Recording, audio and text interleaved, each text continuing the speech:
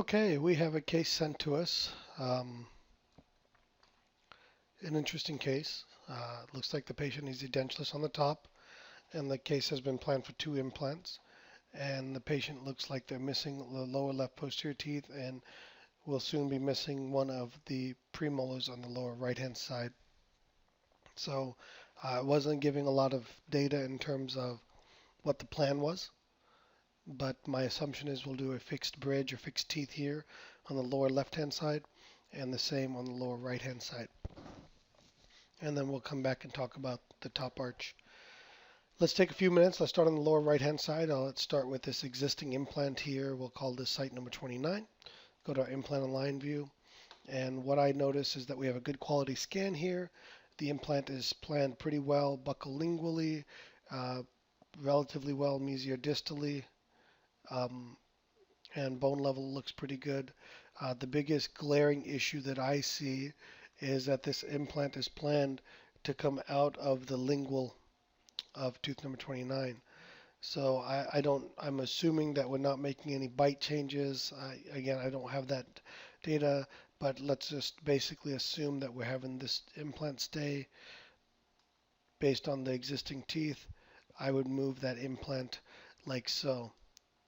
Now, what this brings into certainly is the thinness of this bone right here. Also with immediate placement, we plan a little bit deeper, and I would probably go down to a 4 mm implant here for the premolar, and I think that is a more ideal plan for this particular tooth. Again, a little bit thin here on the buccal, but this the other issue is this may be a tissue level implant. I'm not familiar with this particular implant. Um, but if it's a tissue level implant, then the implant needs to be coming to about right there. I'm just not familiar with this single ILL BioHorizons implant. So what I would like to do is, if I could here, just switch it to the implants that I typically use so I can make a plan based on that. And this is pretty much exactly what I use and pretty much exactly how I have this plan looking for me. Um, the occlusal plane, everything looks very nice right here. The only other thing I would say is we're too far away. You can see here in the axial view, we're towards the distal, way a lot of space here towards the mesial. So I would go ahead and move this over to just like so. Now we can see that we're a little more spaced here to the center of the existing tooth.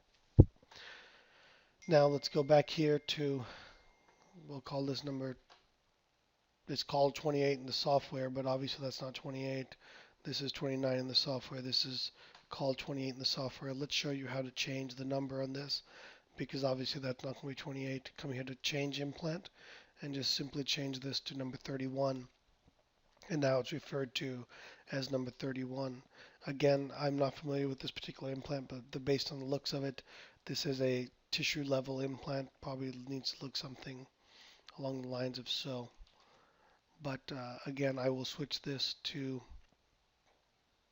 what I'm pretty comfortable with. And here we'll go with a Nobel 5 by 11.5. And again, it looked like this. Now the issue again I have with this particular plan the way it is in the axial view, we can see how lingual this is compared to where it should be. So one trick I've learned, the other thing we can look at is look where it is in comparison to the maxilla here, the alveolus of the maxilla. It is quite a bit lingual. So one of the things that we can do is we can make this implant parallel to number 29 and boom, there we go. And then we know that this should probably be tilted in, and this probably looks a little bit more like what I would guess that this would be here. Okay, you may have to do a little bit of grafting here on the buccal. We have to take a look at the nerve on this particular one here. We are quite a bit away from the nerve. So again, just the occlusal plane. There we go. And then I likely would move this forward a little bit. The other nice thing that would be nice here is some type of tooth data to be able to plan this case. I still think that we are a little bit to the lingual on this, so maybe something along that line right there would be beneficial. If we take a look at tooth number 20, what we see here is, again, I'm not familiar with the implant, but just based on the plan that we have here, a couple of glaring issues that I see is in looking at it compared to the maxilla alveolus, we are quite a bit lingual. And also looking at it here from the axial view, we can see that we're also quite a bit lingual to the natural teeth here. So this implant would probably need to come about like so. And again, I'm not familiar with the implant, but this will definitely need a buccal graft and placement. And with this one, I would go ahead and make this one parallel to number 20, get it centered in the ridge pretty nicely, and there we go. And again, just like I talked about with the previous implant,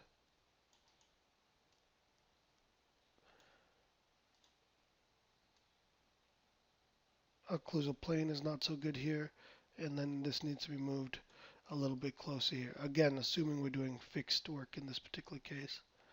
And then we'll make this roughly parallel to this implant.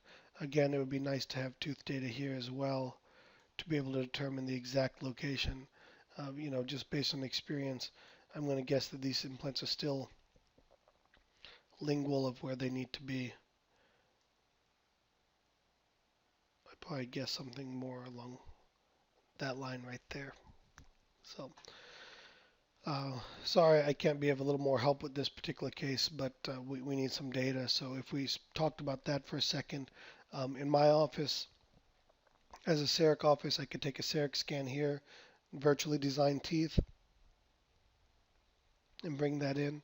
Another option, if you're not a CEREC office, is you can have a laboratory scanning appliance made, have the laboratory wax up teeth here, pour it in barium sulfate acrylic, and then make you a suck down with that in there and scan the patient with that in the mouth so that you can get your tooth data in your CT scan. Let's go ahead and take a look at our upper arch.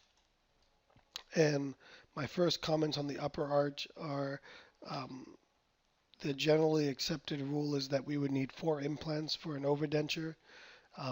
So what we'll do is we'll based on the bone that you have here, and again I'm going to change this implant to the implant that I typically use, and let's go for a 4x13 here. And I'm comfortable with this bone around that implant. Again, what I don't know is where the teeth are going to be, and same here.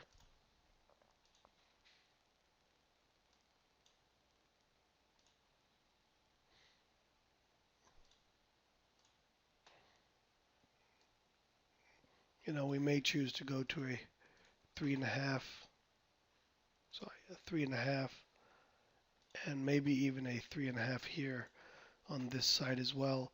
The good news is we can go to a 15 length here.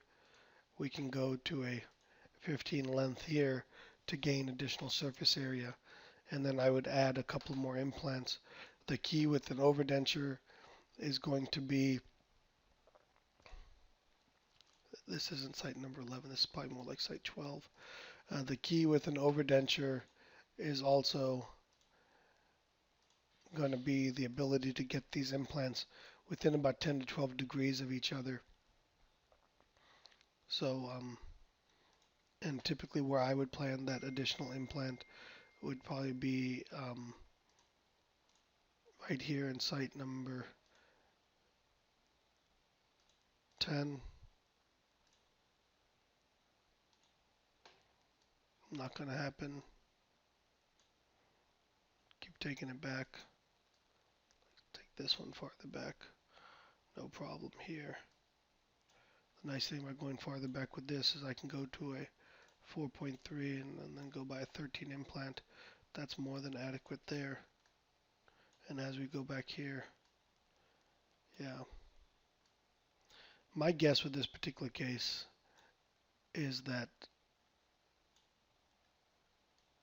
this is going to be a bit more difficult, and we'll need some bone grafts to go along with it. Or because of angulation, may need a fixed bar with locator attachments. So my next step on this particular case personally would be a upper scanning appliance, lower scanning appliance with teeth, so I can make a plan based on final tooth position. Sorry I couldn't be of more help, but hopefully this has given us a place to start with. Thank you.